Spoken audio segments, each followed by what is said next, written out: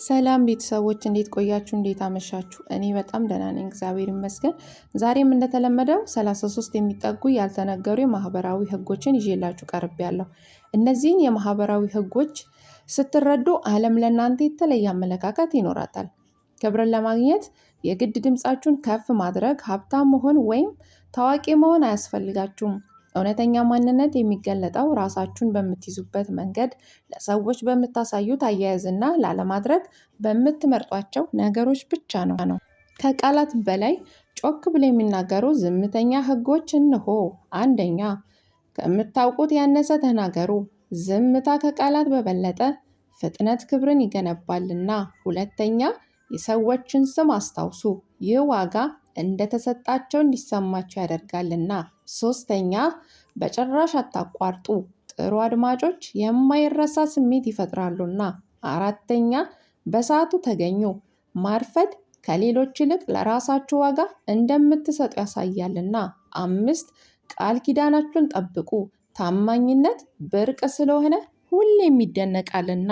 ስድስተኛ፣ ቀጥ ብላችሁ ቁሙ። አቋማችሁ ከእናንተ በፊት ይናገራልና። ሰባተኛ፣ የድምፃችሁን ቃና ተቆጣጠሩ። ረጋ ያሉ የተረጋጉ ድምፆች ኃይል አላቸውና። ስምንተኛ፣ ከመጠን በላይ ይቅርታ ጠይቁ። በራስ መተማመን እንደሌላችሁ ያስመስላልና።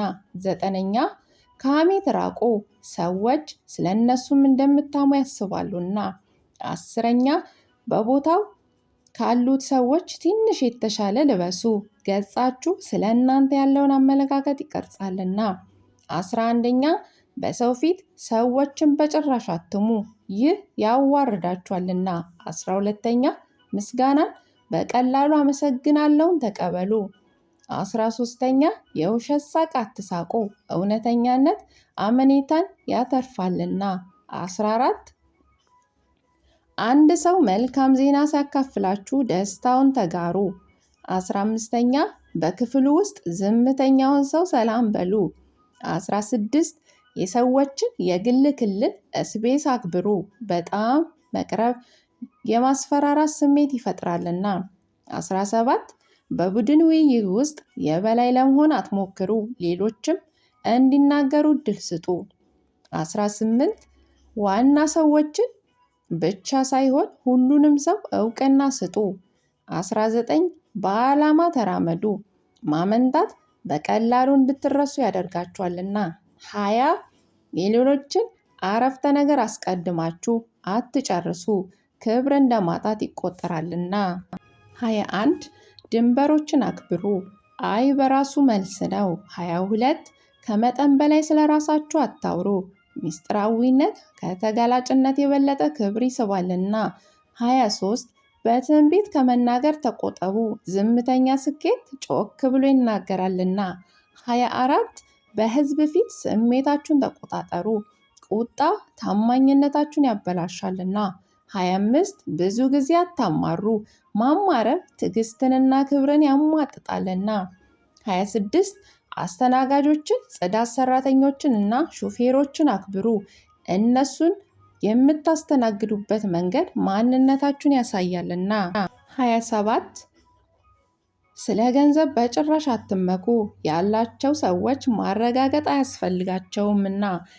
28 ስለ ራሳችሁ ብቻ አታውሩ፣ ስለ ሌሎች የማወቅ ጉጉት ማሳየት ተወዳጅነት ያደርጋችኋልና። 29 ውይይቶችን በስርዓት ማጠናቀቅ ተማሩ፣ ከመዘንጋታችሁ በፊት ውጡ። 30 በቡድን ውስጥ በሹክሹክታ አታውሩ፣ ሌሎች እንደተገለሉ እንዲሰማቸው ያደርጋልና። 31 ኩራት ከክህደት በላይ ግንኙነቶችን ያፈርሳል፣ አብዛኞቹ ግንኙነቶች የሚፈርሱት በክህደት ሳይሆን በእልከኝነት ነው።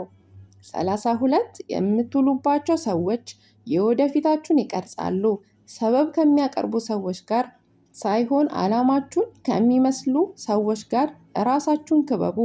33 ገንዘብ ምቾትን ሊገዛ ይችላል፣ ሰላምን ግን ሊገዛ አይችልም። ጸጥ ያለ አእምሮ ልትገዙት የማትችሉት ሀብት ነው። አመሰግናለሁ እስከ መጨረሻው ስላዳመጣችሁኝ።